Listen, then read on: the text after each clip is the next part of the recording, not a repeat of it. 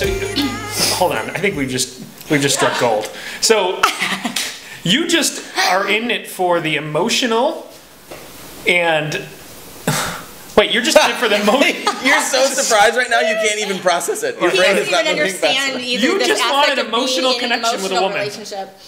And food. And gifts. And baked goods. And baked goods. Yeah. So if someone could give you feelings and cookies, why couldn't somebody in India do this for you? Yeah, we could outsource it completely. All right, so the good thing about having you on the show, Erika Bitzer, is that we get to, because you're married for 10 years now. How long has it been? Oh, God, we haven't been married for 10 years. That would... In my head, it's 10 years. Pretty much. I mean, so we've been married for 6. We just had a magical Vancouver anniversary vacation for our 6-year wedding anniversary. And we've been together for 13 years. I met him when I was 17, a little underage.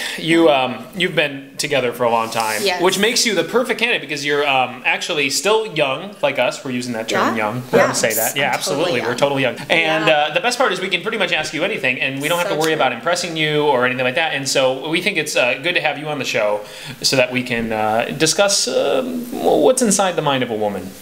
Okay, I can try to help. Oh, you'll help. You will help. This is going to be a long show. There's a lot of crazy going on in here. That's fine. No, we just know so little that we're going to be asking a lot of questions. Okay, good. That's true.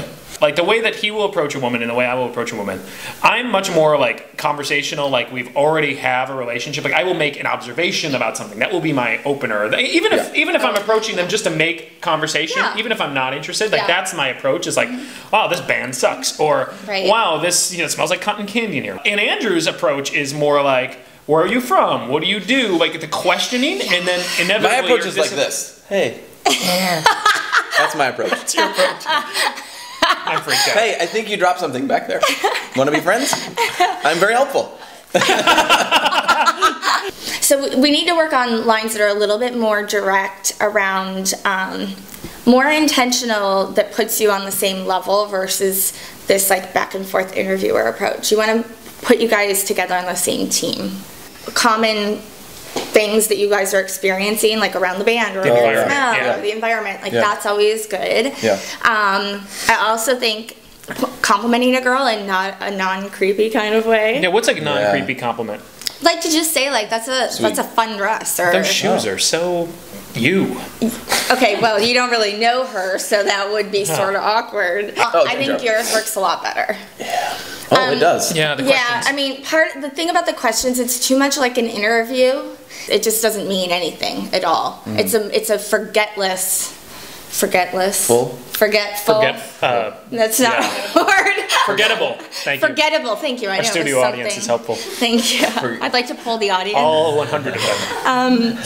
It's forgettable. It's not the conversation that you're gonna go back and be like, oh, I met this awesome guy and we talked about blah blah blah. Like the first thing that draws a girl to a guy, besides that you're physically attracted, is that you have the conversation and you have some sort of connection, some sort of emotional connection. Like you guys are passionate about the same kinds of things, or you did share a moment that was like, oh, I thought that was super weird too, and so did he. Like those weird little inconsistencies that like makes it endears you to the other person. You think, oh my gosh, there might be more there. The interview approach is just too PC.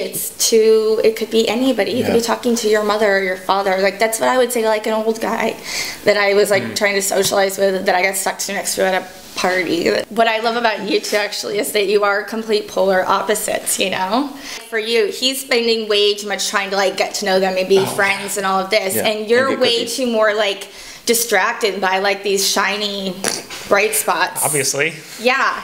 And, he'll hang on a little too long to these girls where it's like, this is not someone that you want to invest your time in. Like, I know. That's what I've said. Being purposeful is my new goal. And I'm so proud of you. Oh, thanks. Yay, hugs. Yay, hugs. Where's your hugs, huh? Well, I'll just give you a hug to improve your self-esteem. We'll get Eric Lynn to give you a hug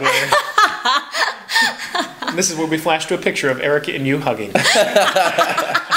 No, it's fine. Okay, so I think what I've heard today, if I can try to put a wrap around this, is that Andrew and I have different approaches, and that's probably okay. And it sounds like I'm more of a 5-minute guy, you're more of a 5-month guy when it comes to like the ramp up and getting to know someone and investing time and we need to meet someone. And that's probably okay, but I mean, The real answer is that both of you are wrong.